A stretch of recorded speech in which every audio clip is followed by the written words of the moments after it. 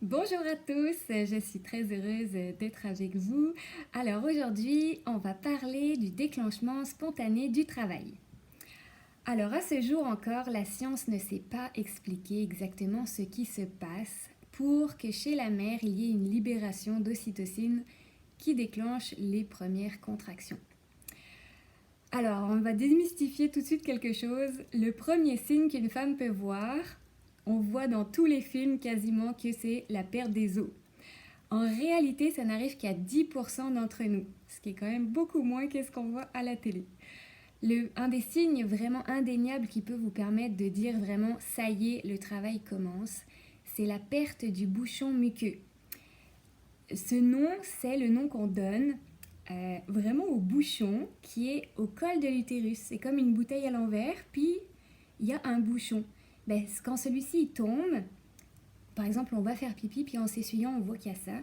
Ça ressemble à une petite gélatine blanchâtre, puis souvent il y a comme un peu un vaisseau sanguin associé à un petit morceau qui semble un peu saigner. Ça, c'est vraiment le signe, le bouchon est parti, donc le col commence déjà à se dilater.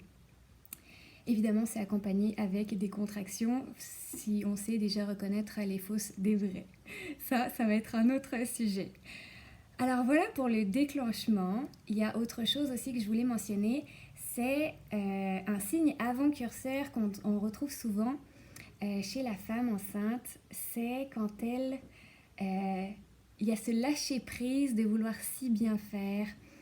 Par exemple, oh, je me suis retenue toute ma grossesse de ne pas manger telle chose, puis ah là, j'ai le goût là, je suis tannée, j'ai le goût. Et quand ça m'est arrivé cette phase-là, qui a été pour ma part assez longue, j'ai une amie qui a appelé ça, dans toute l'excitation, l'énervement que je ressentais, je suis désolée pour le terme un petit peu grossier, mais la phase fuck off.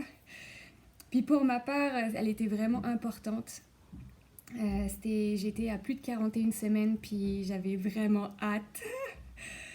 Et ça s'est vraiment répercuté par... je m'étais refusé de mettre du vernis à ongles, j'ai mangé mes 6 dates par jour le dernier mois, ça aussi on va en parler pourquoi. 20 minutes de marche en montée par jour, j'avais comme tout un programme où je voulais tellement bien faire. Puis ouais, ça a duré plus que la majorité des gens, ma phase fuck off, puis j'ai fait tout ce que je m'étais interdit avant d'arriver à ça. Fait que tout ça pour dire qu'il y a une phase où en psychologie c'est démontré, la femme a besoin de lâcher prise sur notamment ses peurs pour être prête en fait. Parce que si on regarde le corps d'une façon nouvelle, lors d'un enfantement, qu'est-ce que le corps a besoin de faire physiquement? Il a besoin de s'ouvrir.